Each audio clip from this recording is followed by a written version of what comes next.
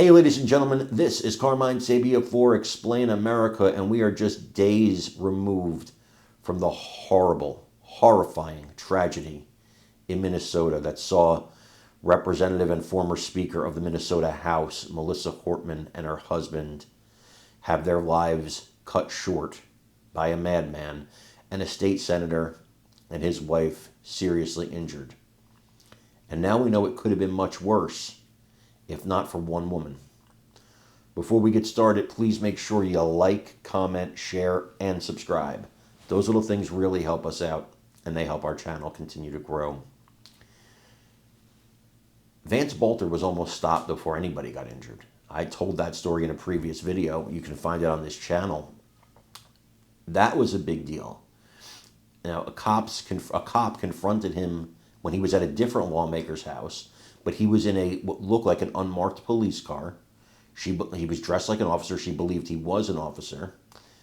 He ignored her, and then he drove away, and she figured, well, nothing was wrong. He was just doing a wellness check. Come to find out, he did what he did later on. Well, he could have got more done. But this woman here saw the shooter, Vance Bolter, saw him in the woods, and bravely, there was police right down the road, bravely went to police and said, that's him right there. Now, this is an armed man. He could have turned that gun on her in a second. But he gave up like a coward when confronted by police because, well, he's a coward. And this woman probably saved a lot of lives. I want you guys to watch this and let me know what you think in the comments.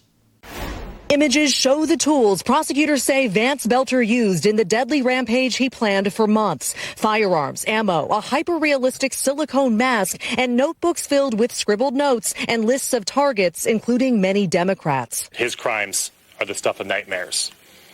Bolter stalked his victims like prey. And in another disturbing twist, officials today said Bolter didn't just target two lawmakers that morning. Bolter went to the homes of 4 Minnesota state politicians with the intent to kill them. Bolter was arrested Sunday night after the largest manhunt in Minnesota history. You saw him in this grass? Yeah. Wendy Thomas believes she saw Bolter in the hours before his arrest, saying she was leaving a friend's house when she spotted a man in dark clothing crouching in this field. She called her dad, initially thinking it was law enforcement. And I'm like, oh, they're clearing properties. So that's what I figured it was. And then the more my brain registered, I'm like, Dad, there's only one person. There's no vehicle. And then I started freaking out, and Dad's like, you need to get out of there. You need to call somebody. Thomas says that's when she waved down police. So I waved my arms and I flagged him, and he's like, is everything okay? And at this point, I'm shaking. And I said, no, there's a person. I saw a person. And as I was leaving the driveway, you could see him squatting in the culvert. And I started pointing. I'm like, there he is, there he is. Just hours after the rampage in Minnesota on Saturday, huge groups of Americans hit the streets to protest Donald Trump's policies. The organizer of what was